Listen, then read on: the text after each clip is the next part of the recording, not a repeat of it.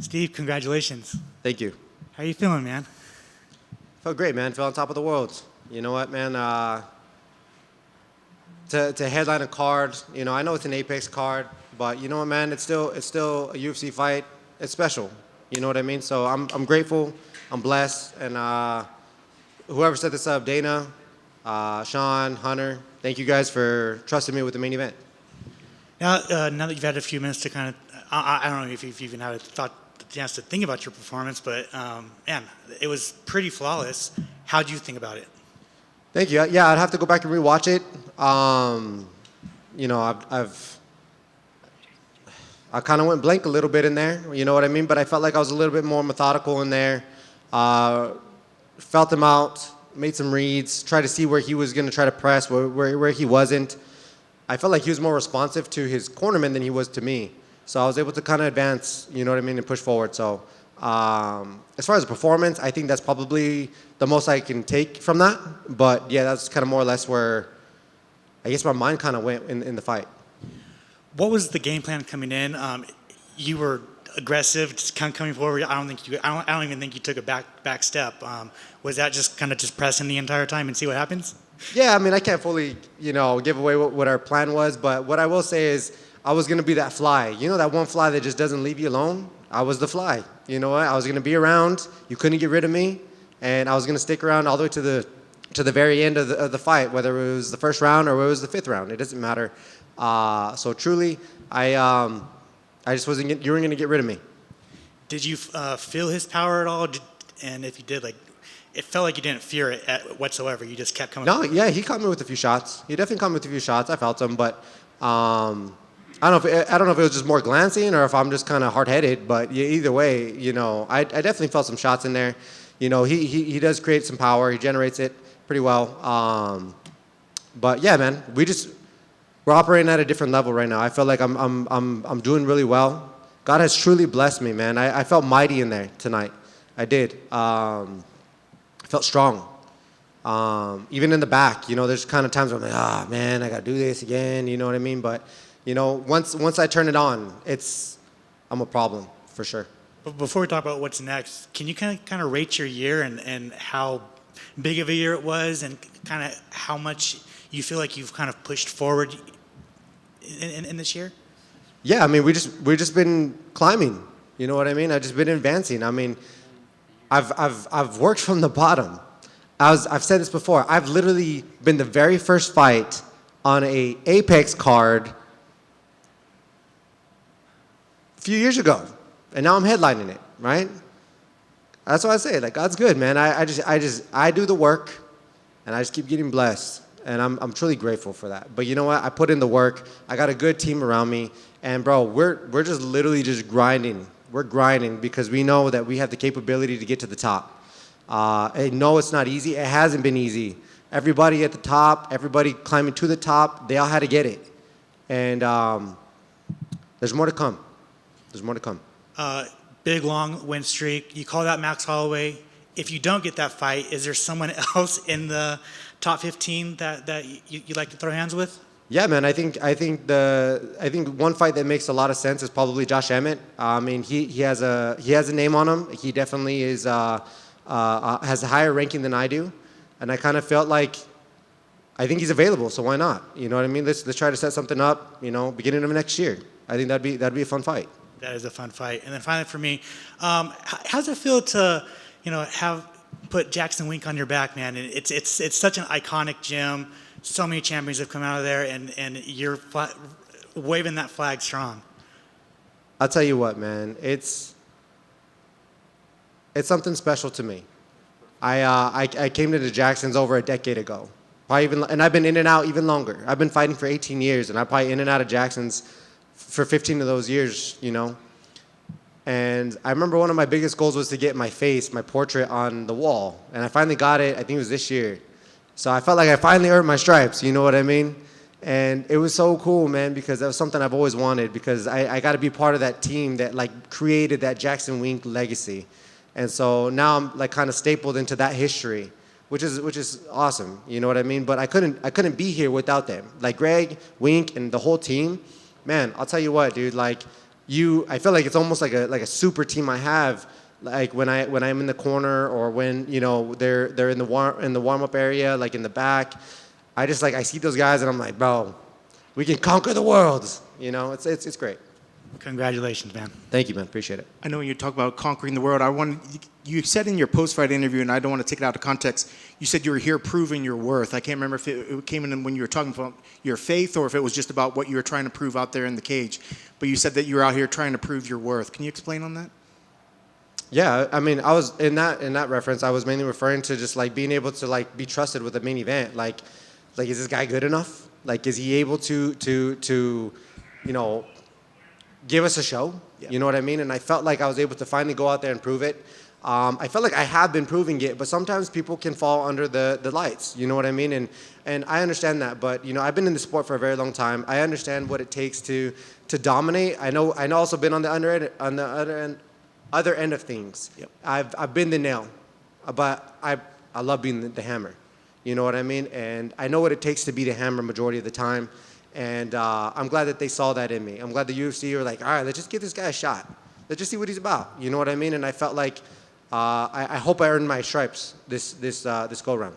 And I know that could put a lot of pressure, and I like how you said you got to a point where you got blank out there. So obviously your mind was clear when you're getting ready to walk out to the cage. Was any of those things in your mind before you're walking out? No. Or were you just purely focused on the fight ahead? I was just focused. I was a little frustrated because it took longer than the normal walk. It's all right, we're on, and then you just walk. But because it's the main event, it takes a little bit longer. I'm like, all right, this is dragging a little bit. I don't know if I like this, but you know what, man? Yeah, you just kind of adjust small little tweaks here and there. Sometimes it's new. It's a new environment. You know what I mean? A new situation that I had to deal with. Nothing drastic, nothing crazy, but now I experienced it. Now I know for the next time, just kind of be ready or just be understanding of what the situation holds. I think that's a good problem having because if you get that walk at T-Mobile Arena, it's going to be a lot longer over there. Yeah. I have to ask you, were you watching the co-main event and with the whole eye poke thing? Because I know we talked about the eye poke earlier this week when we were asking whether a fight should continue. Here's a guy gets eye poked. He continues, gets a stellar knockout. But with the whole odd timing, did that throw off the preparation when you're back there waiting to come out, knowing that this weirdness was going on in the co-main? Yeah, well, we were warming up in the back, and we got to time it, right? So we're in the back, and obviously I thought the fight was done, and then all of a sudden I see someone poke, grab their eye, and I'm like, is it stopped or is it? Because I mean, you can still get hit in the eye, It's not like it's uncommon, but to get poked in the eye, it's a little different. And then he turned around and knocked the guy out, right? Yeah. Yeah. What a crazy turn of events, right? That's gotta suck. That whole thing just kind of seems just not like a fluid type of situations you would have in a fight, right? It's like you get fouled. I mean, you probably need some time. You know what I mean? I was confused, kind of. I thought we were getting ready to walk, So I don't know. It's kind of hard to elaborate on that because I didn't get to watch the full fight. But it's hard to avoid certain things like that. I mean, like I said, I think the only way that you can really change any of that is you got to change the gloves. So that's on the UFC or whoever, the commission, whoever's in charge of all that. And last for me, I'm sure you'll have more time to reflect on this fight as time goes on, but if you look back on everything you had to deal with this week, what's the biggest thing that you're going to take away from this fight week? It's just special, you know what I mean? To have a poster with my face on it, I won. I had to go through the whole thing, right? I couldn't just have my face on a poster and then just not fight. So I earned that poster, you know what I mean? I get to put that on my wall with some pride on there, you know what I mean? But truly I'm grateful. I'm truly blessed. I thank God every step of the way because you know what? I couldn't do it without him. And I just know how hard I worked. And the people around me know how hard I worked. And I'm glad I was able to come through. I think I was telling my wife, I was like, I just don't want to let anybody down. And that's always the case, you know what I mean? But it's a little bit different because with my family, I don't want to let my family down. But when you get held with a main event spot, I don't want to let the fans down. I don't want to let, my bosses down. I don't want to let these people down on top of the other people I care about. You know what I mean? So to go out there and just pull through and just freaking just go for it, it was great. And to earn a bonus as well. Amen. Let's go. What do you plan on doing with that bonus? I got to buy my coach a dog. He says he wants 6 puppies, but I'm going to try to raise with them for just maybe 1. Just one for me. Congrats on the win. You called out, obviously, Max in your Octagon interview. You just mentioned Josh Emmett, and you mentioned patience in your career, right? Like, kind of coming from the bottom. Why call out a guy like Josh Emmett, where Yusuf Zalal was in that opposite corner tonight? He's always looking for a fight. He's coming off a win.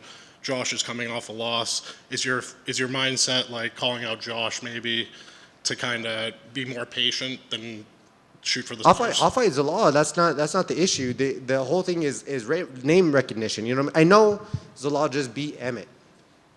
Did a fantastic job of that. But I still feel like Emmett may have a little bit more name value than maybe Zalal. You know what I mean? Means Zalal will probably cross paths. There's no doubt about it. I just fought his teammate. You know what I mean? So he's probably already game planning to fight me at some point. If it happens, it happens. You know what I mean? I'm not scared of anybody. I'll go out there and I'll fight, whoever. I'll fight him. I'll fight 3 people in a night. I don't care. If that's what they want me to do, that's what I'll do. But the only reason why I say Emmett is because, like I said, he has name recognition. He's obviously further down the rankings than me. So, in my head, I want my opportunities. You know what I mean? I literally just fought someone behind me. You know what I mean? I felt like I just gave someone a moment. Because what does that do for me? I'll probably get back to 11. Yeah, I'm not sure. You know what I mean? I really don't know how the rankings are going to play out. But at the end of the day, this is how I support my family. This is how I make my money. And Onama was just on the list. They're like, hey, you want to fight Onama? Absolutely. All right, just let's figure this out. That's what I do. And if they can give me, I think to the fans, I think it's more exciting to fight an Emmett. Let's have headliners again. Let's go Emmett versus Garcia instead of Emmett versus Zalal. I think I might be able to sell a little bit more with Emmett than I do with Zalal. Not to take away anything from him. I respect that guy, but at the end of the day, this is about trying to elevate my career. Congrats. Thank you. Congrats on the win. Awesome performance. Thank First you. main event. Couldn't have done any better. Thank you. You said something. Yes, sir. You're welcome. You said something real interesting. If you could elaborate, that he was reacting more to his corner. Yeah. Than you. What does that? What that mean, please, for us not fighting? They're calling out shots, and he was responding. You know what I mean? I don't know if that was good or bad. I felt like he was attentive to them than he was more attentive to me. He was focused on me. I'm not gonna say he wasn't like in the fight with me, but I felt like he was just like registering what they were, which is not that big of a deal. But I felt like if I'm in a fist fight, I'm of course I'm hearing my coaches. You know what I mean? But I'm the one fighting. You know what I mean? And I don't know if they were planning to do like almost like a video game type of like mode where it's just like, all right, we're gonna push X, so then Onama's gonna throw the X. You know what I mean? It was kind of like weird in there. I've never really faced someone like that. But you know what? If that's how he fights, that's how he fights. I mean, I've only been in there with him for a couple minutes. So maybe he's been like that his whole entire career and it's helped him. Not trying to hate on him. It was different for me. Thank you, sir. Appreciate that. And then you mentioned you're definitely going to be that fly on the wall. Like, just don't let people. We can't get rid of you now. Yeah. But that was a really fly performance. You hit him with that overhand shot. No pun intended. All right. All right. And then he kind of stumbled back, and I'm sure you smelled the blood in the water. Walk me through that finish, because you threw everything at him. There was probably like 20 plus punches and kicks to where you're like, no, you're not getting out of here alive. I got you. Yeah, I kind of, because he is dangerous. He does get knocked down at times, and then all of a sudden he has this like reemergence where like he comes with like a vengeance. It's happened in several of his fights. So, and Greg told me, he's like, Steve, he's dangerous when he is hurt. So you need to make sure that like you go in with caution. He says, but don't go in there and not do what you do. So that's what I did. You know what I mean? I went in there. I knew I stunned him probably 2 or 3 times. And then that third time, I think I snuck almost like a shovel uppercut in, and I knew it snuck in. And I was like, okay, because he was covering up pretty good, and he started to fade. And I was like, all right, here it is. You know what I mean? So I was able to capitalize on it. There's a couple things I would have done differently too still, but at the end of the day, we were able to get the win. We got the finish, and happy about it. Grateful. Yes, sir. And last for me, I know you have a great team behind you. There's that deep-rooted MMA history in New Mexico. Yes, so sir. it almost makes sense that you've had to earn this the long way. But does that make it that much more meaningful, being on this poster, talking to us now, getting all this media attention that you really put in that 18 years, decade with all that, and it sums up to this, and you're like, yeah, this is my due. I put in for it, and I earned this. No one can take it from me now. You hit the nail on its head. I've literally from the ground up, I've put in all the work, I've done everything from the bottom. From the bottom, I had to claw my way up. Everybody in the UFC, it's almost like that crab effect where everybody's trying to get to the top, but we're all pulling each other down. I made it through that. You know what I mean? Like, I persevered. Like, I wasn't the best all the time. I wasn't the fastest or the strongest all the time, but I didn't quit. And obviously my journey still is gonna go, but I made sure that like I was still gonna be one of those guys that you just couldn't get rid of. I'm that fly, bro. I'm that fly. You know what? You can't get rid of me like that. You know what I mean? So I'm gonna keep going. I'm gonna keep pushing. I don't quit on myself. I don't quit on myself. Even probably when there's times where I probably should, but I don't. You know, but it's paid off. It's awesome, man. Well, thank you for sharing that. That's amazing, and can't wait to see where it goes. Congrats, sir. Thank you, brother. Appreciate it. Just one for me. Your teammate and friend Diego Brando won last week's Tough Enough main event. Now Hey. here we are with you winning. So what's it like? You know, the vibes right now, Jackson Wink, and you carrying on the momentum your teammates set. Dude, the vibes are great. Diego Brandao should be the next UFC fighter entering the UFC. But at the end of the day, he's focusing on himself and he's winning. He's collecting belts. You know, so I'm so proud of him. I'm so happy for him. I'm proud to call him my teammate. I make sure that he's in my corner, and he's honestly kind of led part of the path.